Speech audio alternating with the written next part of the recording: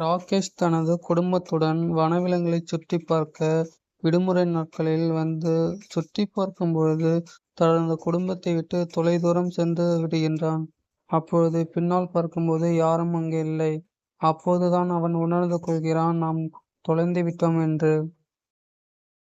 ராகேஷ் தனது குடும்பத்தைத் தேடி இருட்டில் டார்ச் லைட் அடித்துக் கொண்டே அடர்ந்த காட்டிற்குள் பாதையை தேடிச் செல்கின்றான். அப்பொழுது தூரத்தில் அங்குமிங்கும் சத்தம் கேட்கிறது.